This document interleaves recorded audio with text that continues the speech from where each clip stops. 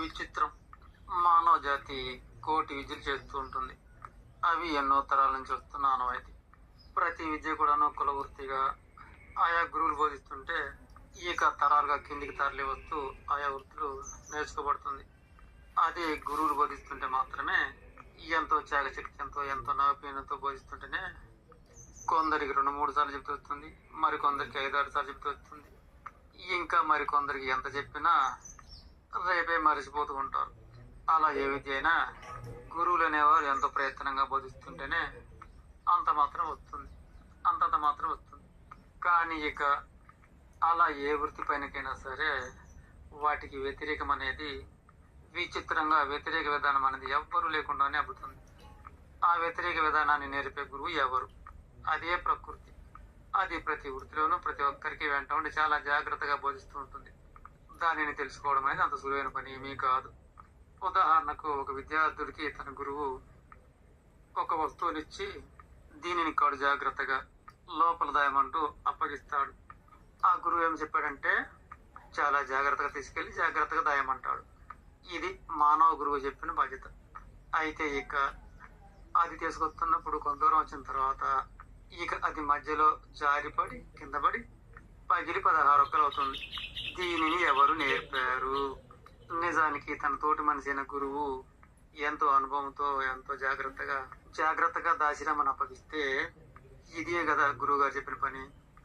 దానికి వ్యతిరేకంగా ఆ వస్తువును మధ్యలో జారిపించి కింద పడవేసి 16 ముక్కలుగా పగలగొట్టించిన ఆ గురువు ఎవరు? ప్రతినిత్యము వెంట పెట్టుకొని మానవ గురువులు చెప్తున్న విద్యలు అంతంత మాత్రంగానే సరిగ్గా బోధపడక సాగుతుంటాయి. కానీ ఈ వ్యతిరేక విధానం అనేది ఏ గురువు కనిపించకుండా ఎవరు చెప్పకుండా దానికి వ్యతిరేకంగా ఆ విధంగా పగలగొట్టమని చెప్పింది ఎవరు? ఆ పనికి వ్యతిరేకమైన పనిని చేపించిన గురువు ఎవరు? ఇదే ఈ విచిత్ర విశ్వంలో గల రహస్యం. అదే ప్రకృతి.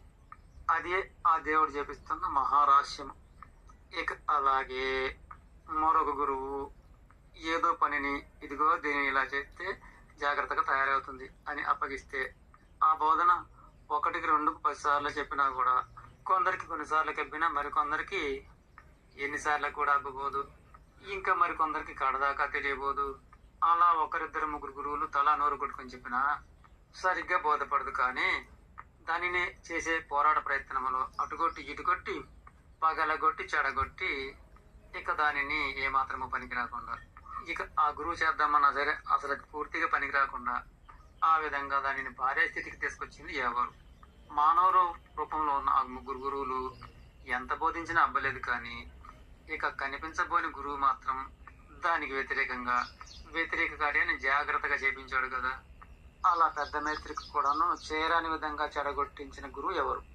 కనిపించే గురువులు ఎన్నిసార్లు చెప్పినా అబ్బలేదు. కానీ కనిపించబోని గురువు మాత్రం అలా దాని వ్యతిరేక విధానాన్ని చాలా జాగ్రత్తగా బోధించాడంటే ఇదే విశ్వ విచిత్రంలో గల రహస్యం.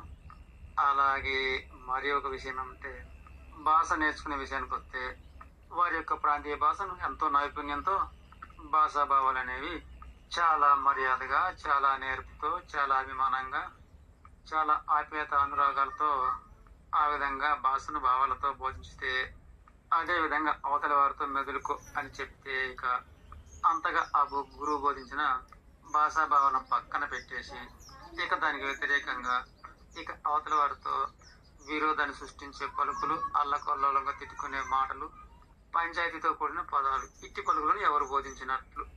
గురువు అంతగా బోధించిన మర్యాదలతో కూడిన భాషాభావం రాలేదు. కానీ దానికి వ్యతిరేకమైన విధానము ఏ గురువు కనిపించకుండా పగ చేసుకునే పదాలు మాత్రం అప్పటికప్పుడే ఎలా బోధపడ్డాయి.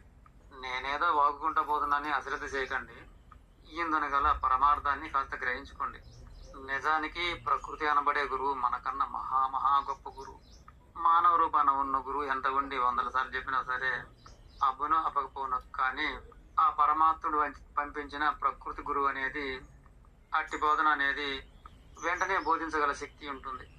అవును, మానవ రూపంలో ఉన్న గురువుకును భగవంతుడు పంపించిన గురువుకి తేడా ఉండదా? మరి ఇదే విధంగా ఏ విషయమైనా తప్పుంటే మరీ క్షమించమని కోరుకుంటున్నాను.